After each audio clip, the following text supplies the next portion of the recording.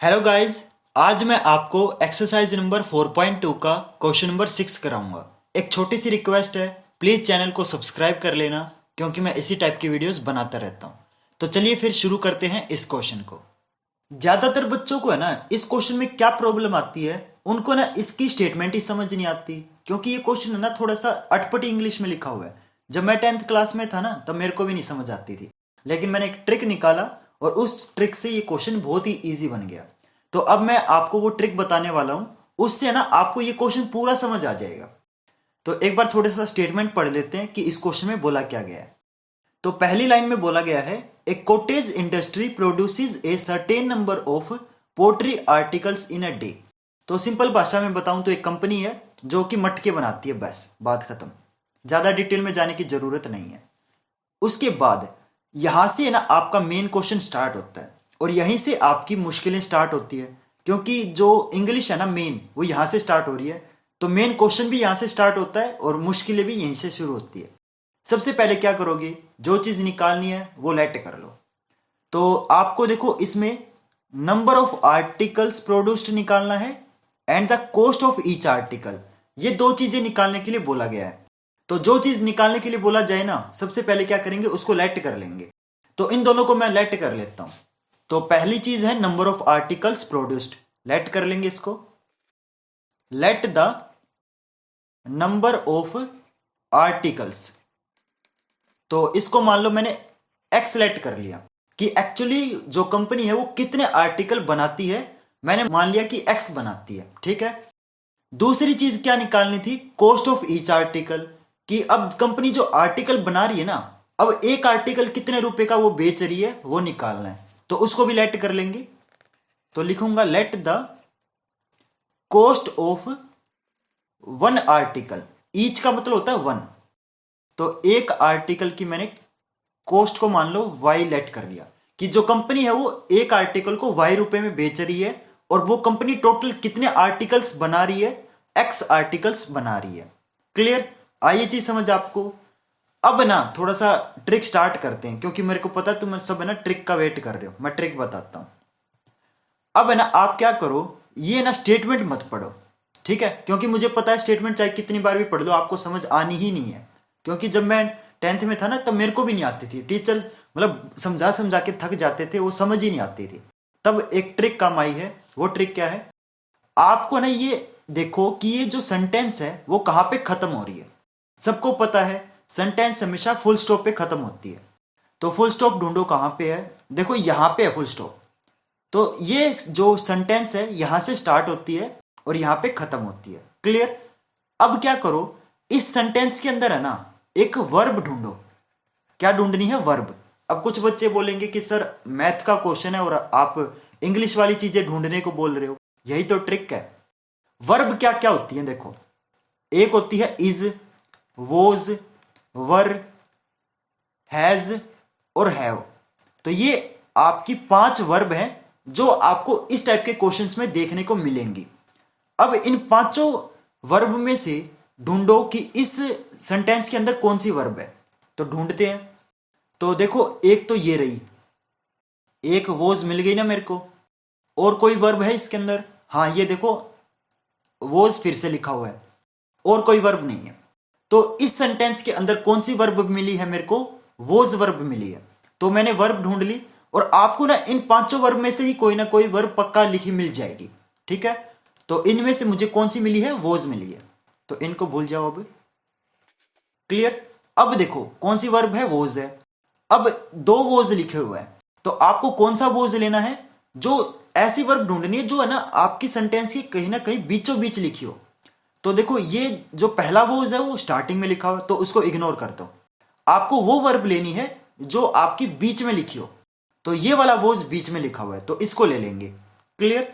अब देखो हम क्या करेंगे, जो वर्ब आपने ली है उसकी जगह आप इक्वल टू का साइन लगा दो, ठीक है।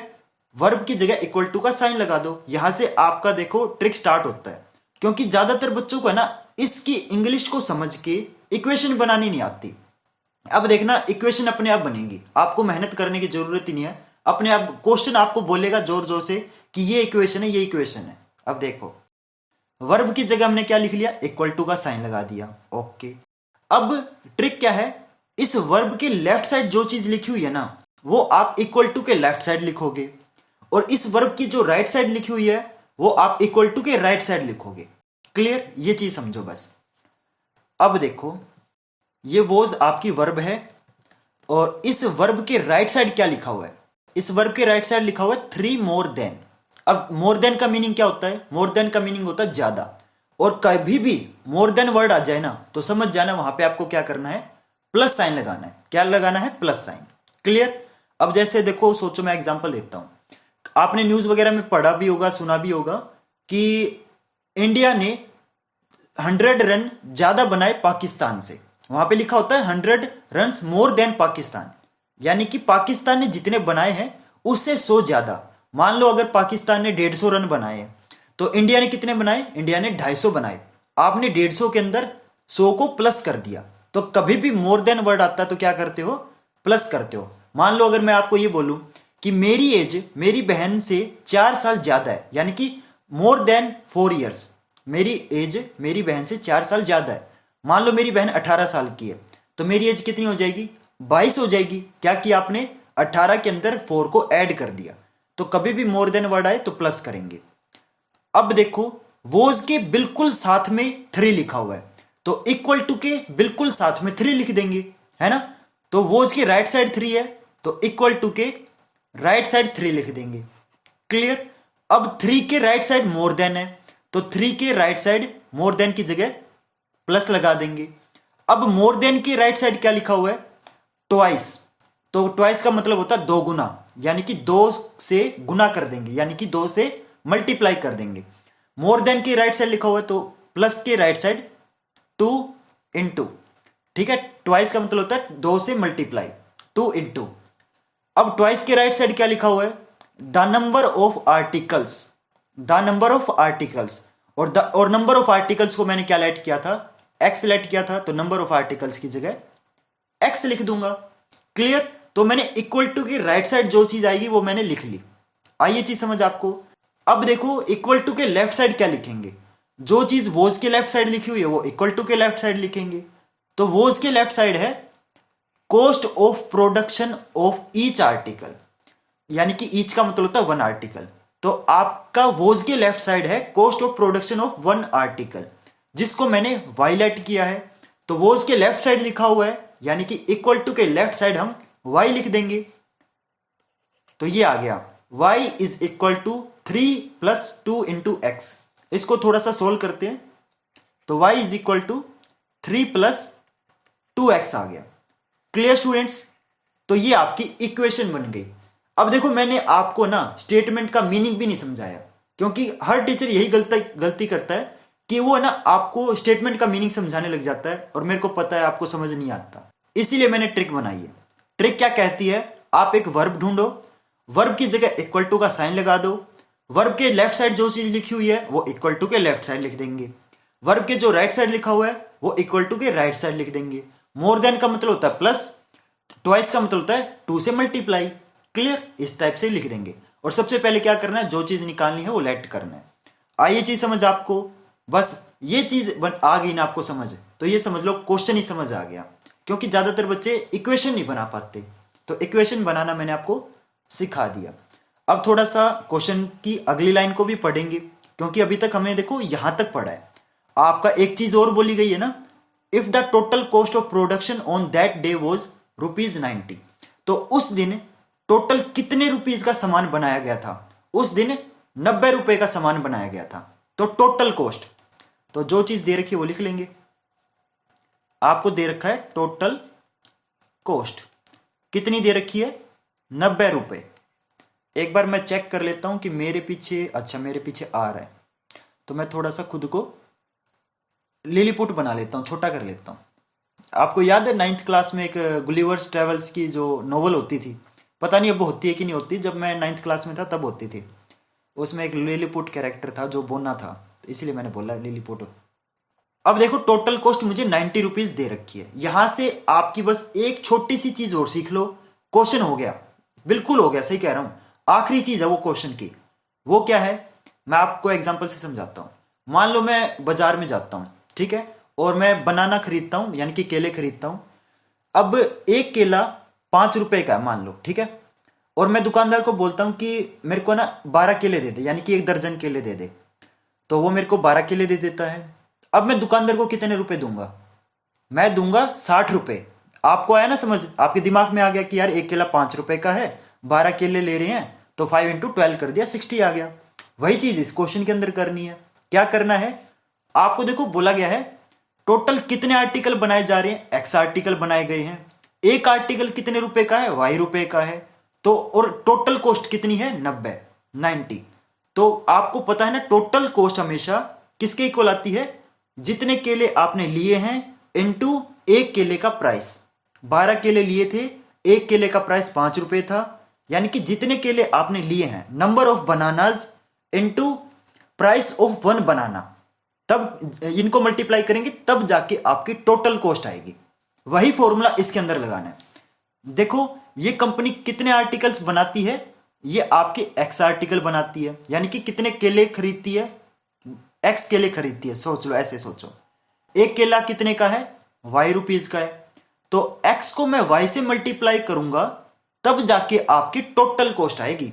टोटल कॉस्ट मेरी कितनी आ रही थी? 60 रुपए, है ना? एग्जाम्पल में मैंने आपको समझाया था। यानी कि एक्स को मैं वाई से मल्टीप्लाई करूंगा तब जाके आपका 90 के इक्वल आएगा। ये चीज मैं समझाना चाहता हूं। यानी कि जितने आर्टिकल हैं उसको मल्टीप्लाई कर दो एक आर्टिकल की कॉस्ट से, तो आपकी टोटल कॉस्ट आ जाएगी। तो मैं डायरेक्ट क्या लिख दूंगा? मैं लिख दूंगा x into Y is equal to 90।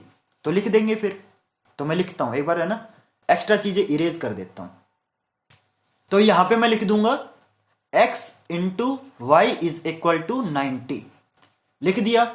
और ये जो चीज देखो इक्वेशन बनाई है ये इंपॉर्टेंट है, इसलिए इक्वेशन इरेज नहीं करेंगे, इसको ना दोबारा लिख देंगे। यहां पे y जो है 3 + 2x के इक्वल है।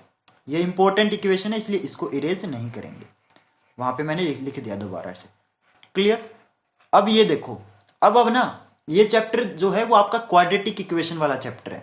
अभी हमारी ये क्वाड्रेटिक इक्वेशन नहीं बनी है।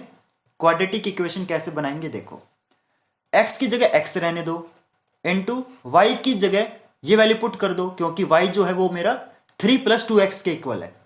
तो y की जगह 3 + 2x आ गया इक्वल टू 90। अब x आपका ब्रैकेट के साथ मल्टीप्लाई है, मल्टीप्लाई कर देंगे x इंटू 3, तो ये आपका 3x हो गया। x आपका फिर 2x से भी मल्टीप्लाई होगा, क्योंकि ब्रैकेट के साथ मल्टीप्लाई है ना, यानी कि दोनों से मल्टीप्लाई करेंगे। x इंटू 2x, ये 2x² हो गया इक्वल टू 90। अब देखो ये क्वाड्रेटिक इक्वेशन बन गई। इसको थोड़ा सा सिंपल फॉर्म में लिख लेंगे। ये देखो 90 को हम लेफ्ट साइड ले आते हैं, क्योंकि स्टैंडर्ड फॉर्म बनानी होती है। स्टैंडर्ड फॉर्म में क्या होता है? इक्वल टू के राइट साइड हमेशा 0 होता है, लेकिन यहां पे तो देखो 90 है, इसलिए हम 90 को राइट साइड से लेफ्ट साइड ले आएंगे। राइट साइड देखो वो प्लस में थी, लेफ्ट साइड आके माइनस हो जाएगा। और 2x² को मैं ना पहले लिख लेता हूं, और 3x को मैं बाद में लिख लेता हूं। और ये 90 लेफ्ट साइड आएगा तो -90 इक्वल टू 0। ठीक है? तो ये क्वेश्चन, ये हमारी क्वेश्चन कह रहा हूं मैं, ये हमारी क्वाड्रेटिक इक्वेशन बन गई। बस ज्यादातर बच्चों को यही दिक्कत आती है, वो मैंने आपको ट्रिक बता दिया। अब आप इस इक्वेशन को सोल्व कर सकते हो किसी भी मेथड से। क्वाड्रेटिक फॉर्मूला से भी कर सकते हो, फैक्टराइजेशन से भी कर सकते हो, कंप्लीटिंग द स्क्वायर मेथड से भी कर सकते हो। किसी भी मेथड से सोल्व करो, आंसर आपका सेम आएगा, है ना? आंसर आपका सेम आएगा। लेकिन देखो अब ये क्वेश्चन आपकी एक्सरसाइज नंबर 4.2 का है, इसलिए अभी तक आपने सिर्फ फैक्टराइजेशन मेथड ही पढ़ा होगा, इसलिए इस इक्वेशन को अभी फिलहाल हम फैक्टराइजेशन मेथड से ही करेंगे। लेकिन मान लो अगर ये क्वेश्चन आपका एग्जाम में आ जाता है, तो एग्जाम में तो आप एग्जाम तक तो पूरा चैप्टर पढ़ चुके होंगे, तो आपको सारे मेथड आते होंगे। तो एग्जाम में अगर ये क्वेश्चन आ जाए ना, तो आपकी मर्जी है, जो मेथड आपको अच्छे से आता है आप उससे कर लेना। लेकिन अभी तक मेरे को ऐसा लगता है कि आपकी एक्सरसाइज नंबर 4.1 ही हुई है अभी तक, तो आपने शायद फैक्टराइजेशन ही पढ़ा होगा, तो आप फिलहाल इसको फैक्टराइजेशन मेथड से ही करेंगे। तो चलिए स्टूडेंट्स, फिर इस इक्वेशन को अब सोल्व करते हैं फैक्टराइजेशन मेथड से। तो गाइज, वीडियो स्टार्ट करने से पहले मैं आपको बहुत ही बढ़िया ऑफर के बारे में बता देता हूँ, जो कि अनअकैडमी ऐप के ऊपर आया है। पहले आप मेरा कूपन कोड गौरव10 यूज़ करते थे, तब आपको 10% डिस्काउंट मिलता था। लेकिन अभी लिमिटेड टाइम के लिए अनअकैडमी पे ऑफर आया है, जिसमें आप मेरा कूपन कोड यूज़ करोगे, जो कि गौरव10 है, उससे आपको 20% तक का डिस्काउंट मिलेगा। लेकिन ये जो ऑफर है सिर्फ लिमिटेड टाइम के लिए ही है, यानी कि 14 मार्च से लेके 16 मार्च तक ही एप्लीकेबल है।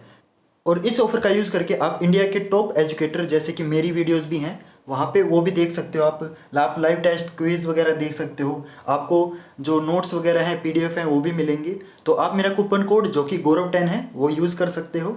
लेकिन अगर आप 10th या 12th क्लास में हो और आप 3 महीने का सब्सक्रिप्शन लेते हो, जैसे कि मेरी ज़्यादातर जो ऑडियंस है वो 10th क्लास की है, तो आपको 46% तक का डिस्काउंट मिलेगा। तो जल्दी से जाइए, डिस्क्रिप्शन में मैंने लिंक दे रखा है, उस लिंक पे क्लिक करके आप सब्सक्रिप्शन खरीद सकते हैं। एंड मेरा कूपन कोड यूज़ करना मत भूलना, क्योंकि उससे आपको 20% तक का डिस्काउंट मिलेगा। अब चलते हैं हमारी वीडियो के ऊपर।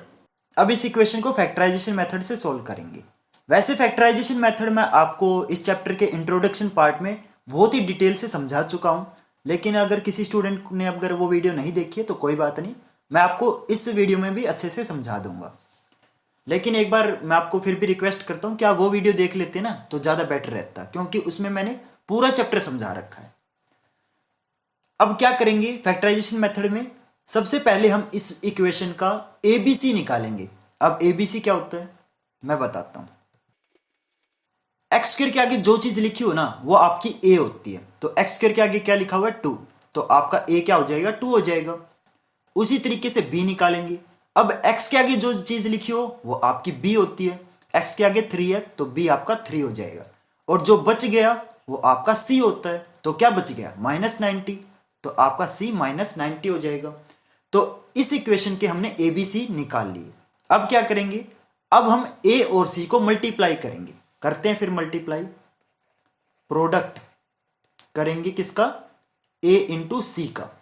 तो ए देखो मेरा 2 है, सी देखो मेरा -90 है।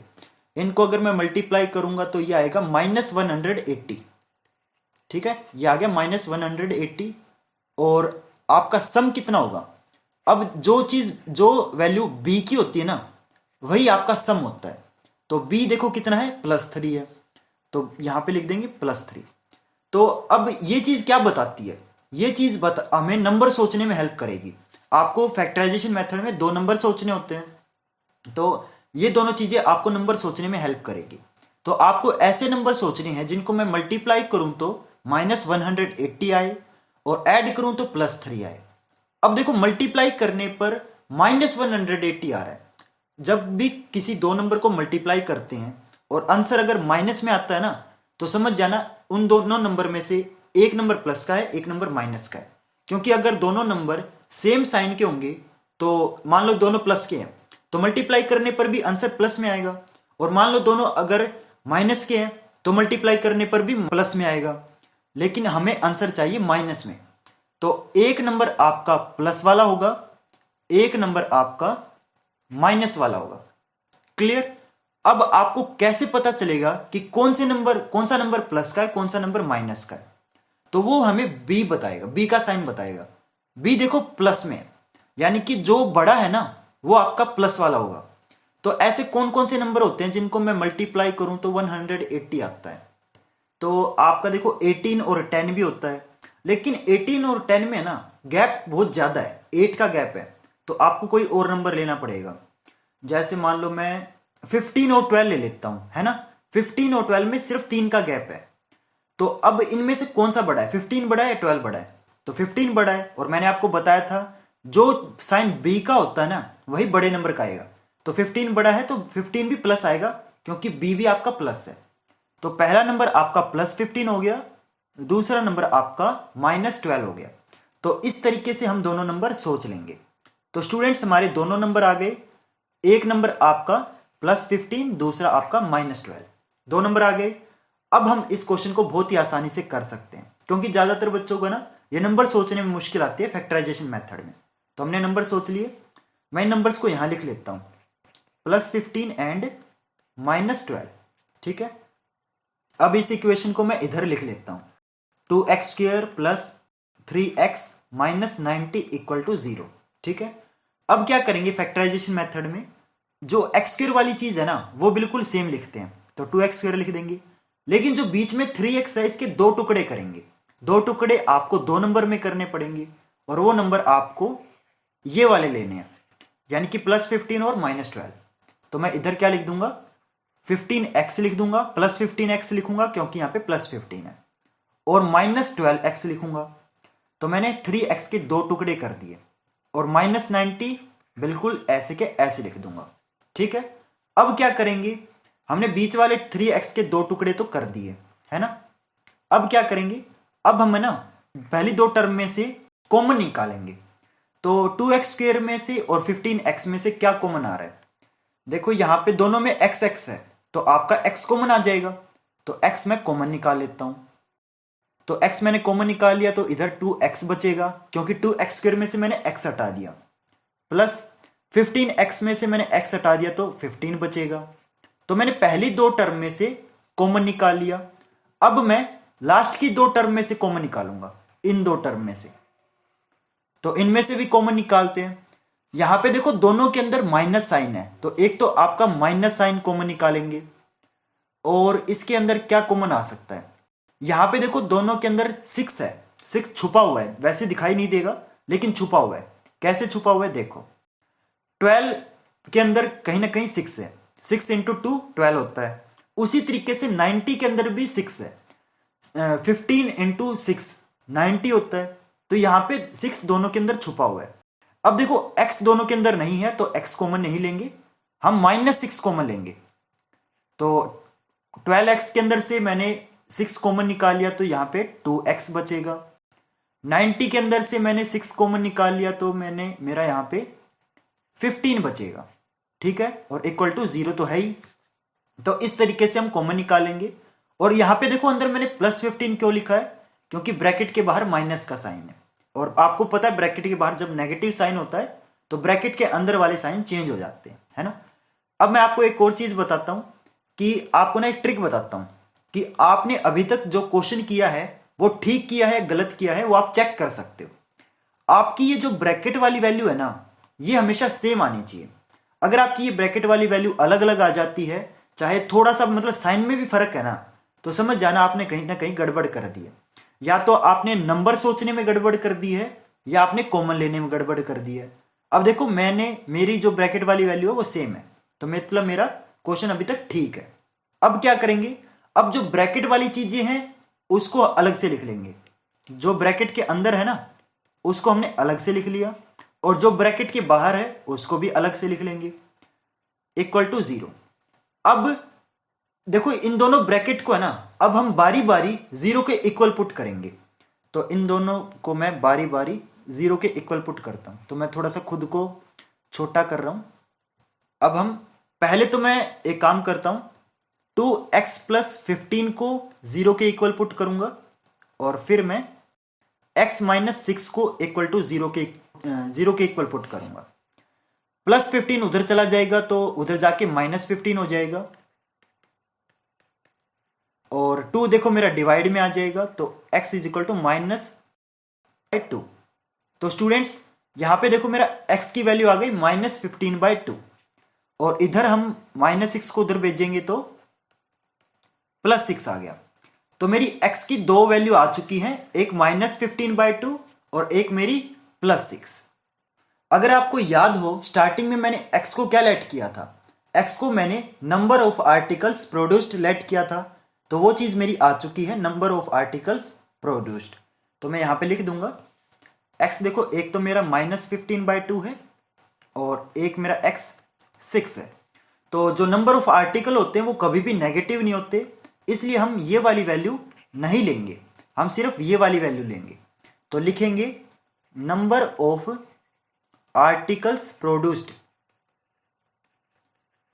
नंबर ऑफ आर्टिकल्स मैंने क्या लेट किया था, x लेट किया था, और वो कितना हो गया हमारा 6। ठीक है, तो वो कंपनी कितने आर्टिकल बनाती है, 6 आर्टिकल बनाती है। और हमने y को क्या लेट किया था, कॉस्ट ऑफ आर्टिकल, यानी कि 1 आर्टिकल, ईच आर्टिकल लिखा हुआ था ना, तो यहां पे लिखेंगे कॉस्ट ऑफ, ईच लिखो या 1 आर्टिकल लिखो एक ही बात है, ईच आर्टिकल।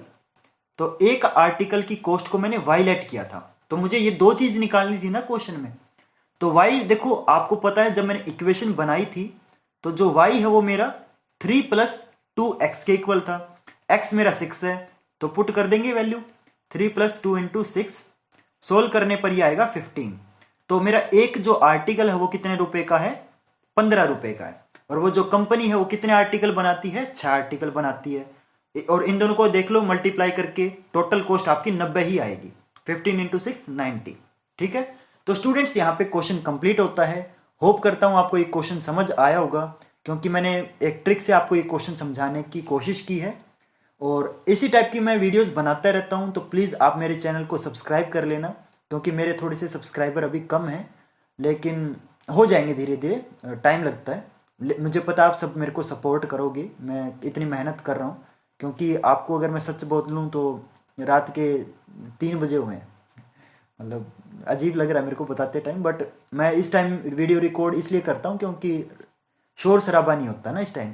क्योंकि हमारा जो घर है वो थोड़ा सा रोड के पास है, और काफ़ी ट्रैफिक की मतलब आवाज़ें वगैरह आती रहती हैं, तो वो डिस्टर्ब करती हैं, इसलिए मैं रात को रिकॉर्ड करता हूँ। तो होप करता हूँ आपको ये मेरी मेहनत अच्छी लगेगी, क्योंकि बहुत एफर्ट लगते हैं।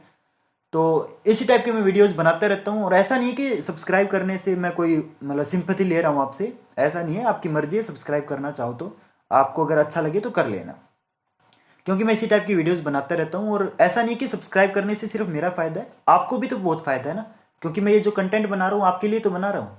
तो आप चैनल को सब्सक्राइब कर लेना। तो मिलते हैं स्टूडेंट्स फिर अगली वीडियो में। अगर आपकी कोई डाउट या क्वेरी है तो आप मुझे इंस्टाग्राम पे मैसेज करके पूछ सकते हैं।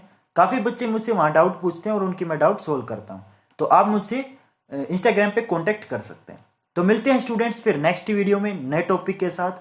तब तक के लिए keep smiling and have a nice day. Bye.